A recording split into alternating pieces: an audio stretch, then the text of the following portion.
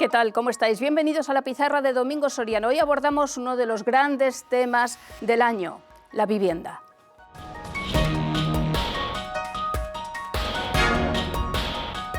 ¿Qué tal, Domingo? ¿Qué tal, Richard? Tú y yo estamos todo el día hablando de vivienda. Sí, pero en la pizarra hace mucho que no lo tratamos. Eso es verdad. Y es el gran tema, yo creo, de la economía española en este año, es la vivienda. Recomendamos Economía para quedarte sin amigos, nuestro podcast, donde el último programa dedicado a la vivienda era el tema de la ocupación. Sí, hemos tratado en economía, hemos hecho 3-4 episodios en el último año y yo creo que hay una serie de datos muy importantes que de los que casi nunca se habla cuando se plantea el tema de vivienda. Se habla mucho pues, de los precios, de los alquileres, de la ocupación, pero no los datos fundamentales, y de eso vamos a hablar hoy.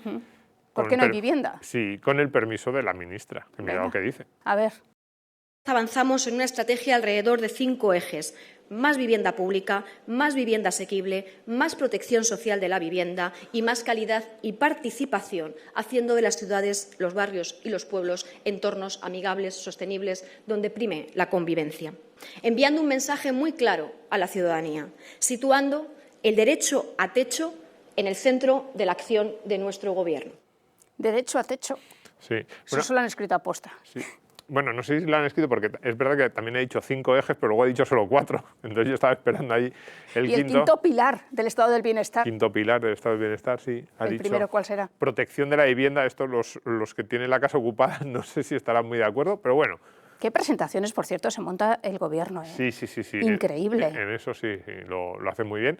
Y bueno, nosotros vamos a plantear 3 gráficos, vamos a ir a los básicos. Vale. Para analizar el problema de vivienda, yo creo que tenemos que hablar primero de lo básico y luego ya puede entrar la cuestión ideológica, pero lo primero es saber cuáles son las cifras más relevantes que, ya digo, no están demasiado en el debate público español. Bien, vamos a empezar.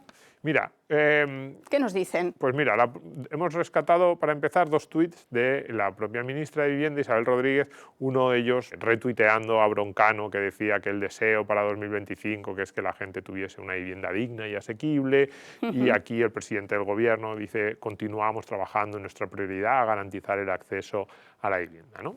Bueno, esta es la idea, ya la hemos oído a la ministra. La vivienda digna con Broncano y su sueldazo en Televisión Española. Es que es todo... Tienes que ir digiriendo poco a poco el contraste.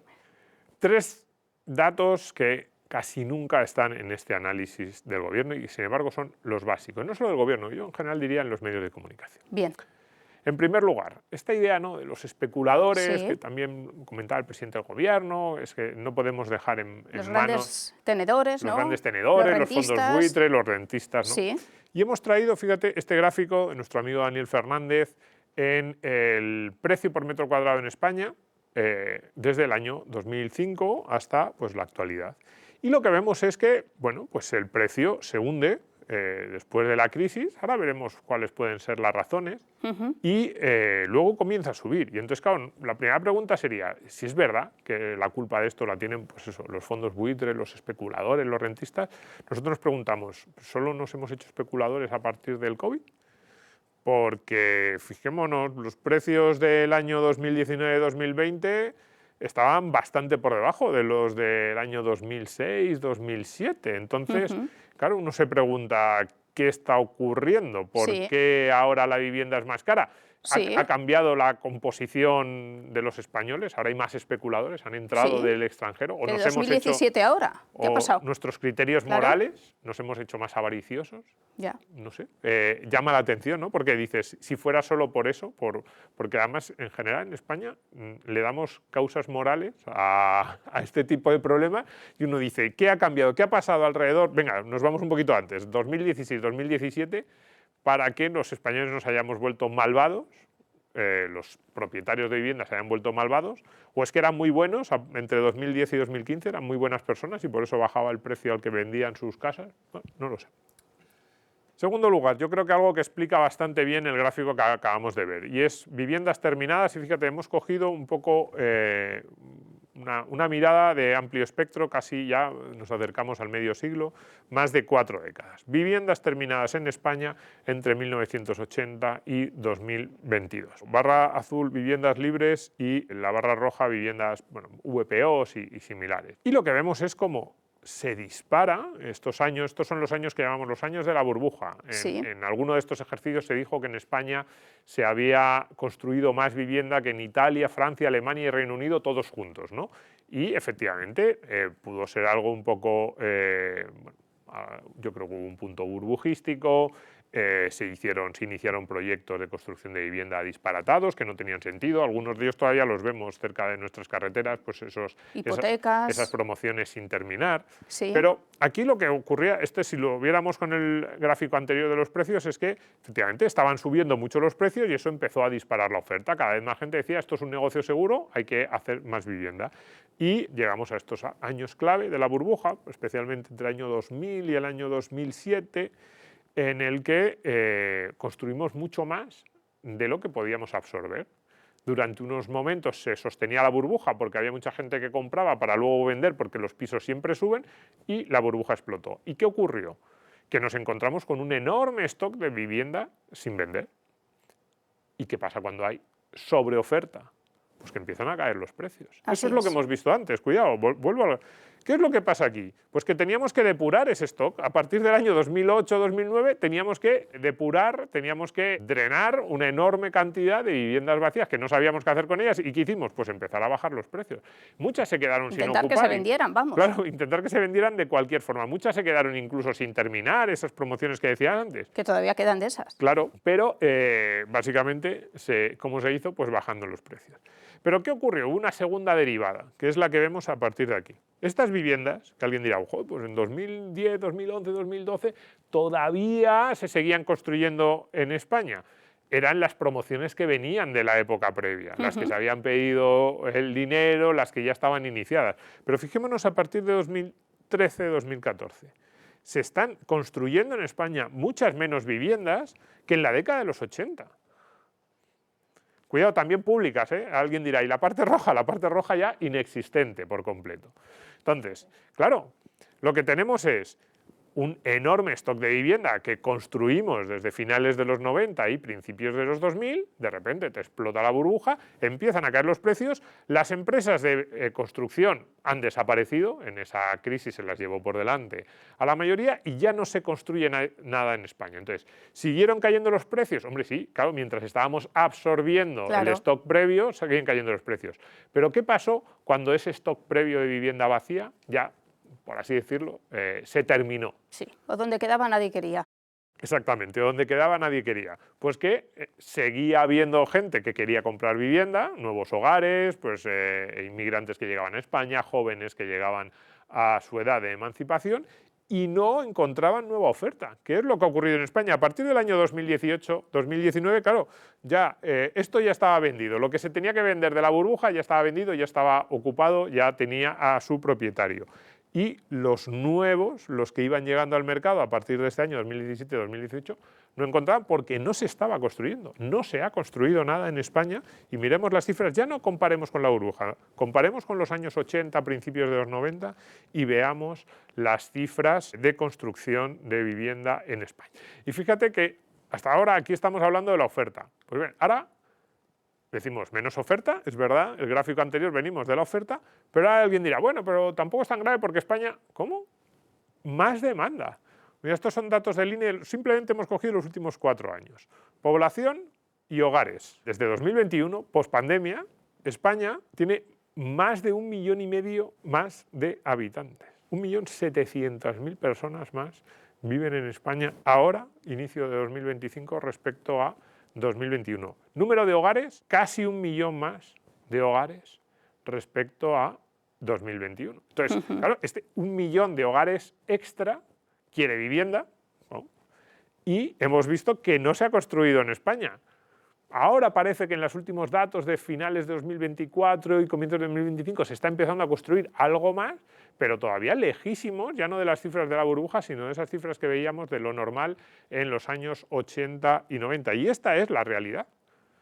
Menos oferta y más demanda. Entonces, Con todo esto, yo creo que estos son los tres principales gráficos que deberíamos tener, que debería tener también el gobierno a la hora de analizar la vivienda. Luego se utilizan otro tipo de estadísticas que yo creo que son bastante menos importantes que estas. Entonces, con esto en la cabeza, ¿cuáles son las claves que podemos sacar de este tema? Pues en resumen que desde el año 2008 no hay oferta nueva. Exactamente, es que no se ha construido un piso en España desde el año 2008.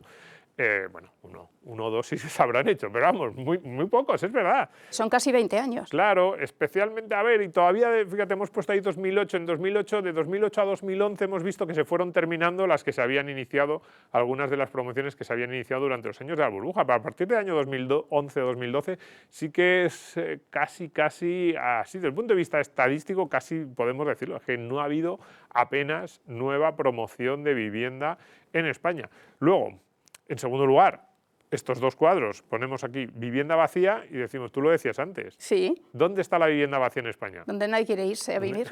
Nadie quiere irse. Claro, claro. Esto es muy importante porque cuando vemos las nuevas entradas, esos nuevos hogares, esa población creciente en España, no solo es un problema de número de personas, sino también de ajuste.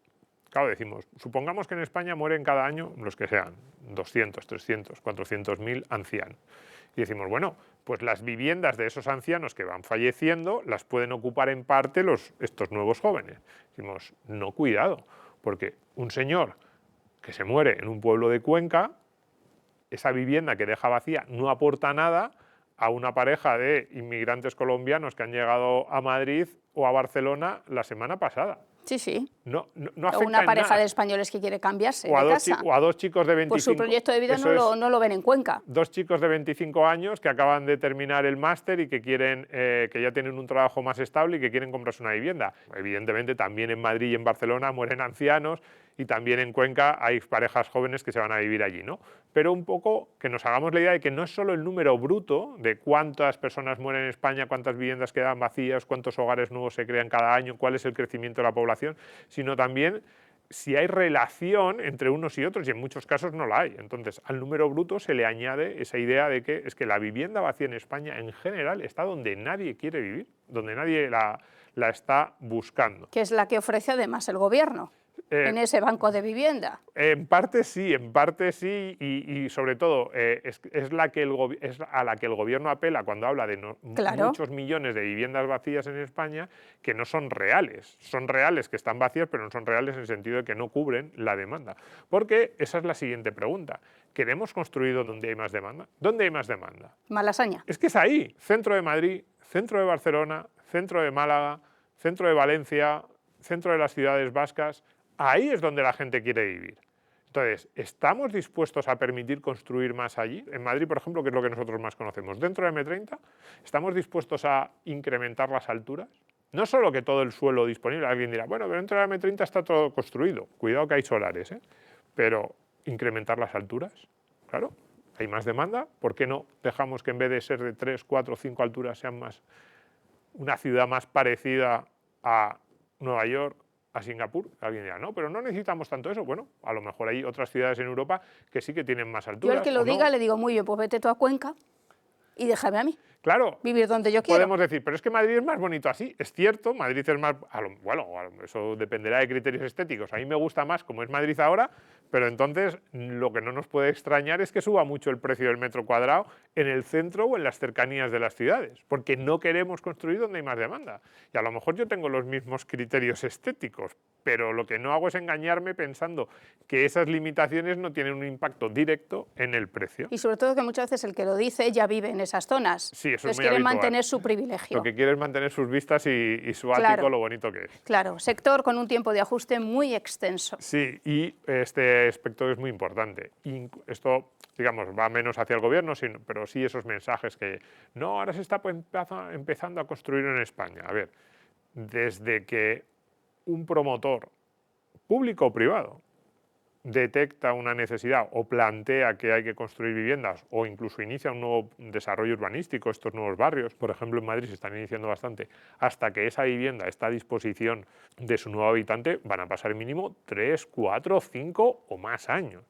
Entonces, Digo esto porque con un buen presidente del gobierno y un mal presidente del gobierno, con una buena ministra de Vivienda y una mala ministra de Vivienda, este es un problema que va a seguir con nosotros los próximos 3 o 4 años mínimo. No va a haber ese ajuste, porque no puede haberlo, entre oferta y demanda. Entonces, es verdad que habría que, en mi opinión, habría que facilitar al máximo que ese ajuste se produjera lo más rápido posible, pues facilitando desde los proyectos de reforma, porque en el centro de esas ciudades lo que sí que hay muchas veces son edificios enormes que están o deshabitados o semihabitados, el cambio de los usos de oficina a vivienda, por ejemplo, también... Liberalizar un poco más, sí, ha claro, habido el mercado incluso y locales agilizar la comerciales se podrían... administración. Estamos viendo cómo cambia por completo tanto el uso de las oficinas como el uso de los locales comerciales. Pues a lo mejor muchos de ellos se podrían convertir en vivienda, pero eso hay que agilizarlo. Entonces, claro, en cambio a la izquierda lo que se le ocurre es quitarle los derechos a los herederos. sí, a los propietarios, efectivamente. Claro, entonces, que sepamos esto. Y luego que se nos quede la idea respecto a lo de la izquierda, prioridades que hemos tenido en la última década, gasto público. Y volvemos simplemente un pequeño apunte en este gráfico. Veamos viviendas protegidas, viviendas de iniciativa pública. Yo no soy muy partidario de este tipo de esquemas. Yo cero. Yo también, no soy muy partidario. Pero una clave que también deberíamos ver es por qué se ha construido tan poco en España desde la promoción pública. Y es que en parte hemos tenido otras prioridades. ¿A dónde está yendo el presupuesto en España en los últimos 10 años? Todos los incrementos de presupuesto y todas las subidas de impuestos, ¿qué están financiando? Pues están financiando algunas partidas, todos tenemos en la cabeza cuáles, y no están financiando otras. Entonces, incluso aquellos que no nos gustan mucho estas promociones, esta vivienda protegida que vemos aquí en rojo, lo que no podemos obviar es la realidad. Y es que esto no está creciendo en parte porque hemos tenido otras prioridades de gasto. Igualdad. Claro, a quienes benefician esas prioridades y a quien perjudican, pues también es otra enseñanza que podríamos obtener. Gracias, Domingo. Gracias, Richard. Gracias a todos por estar ahí.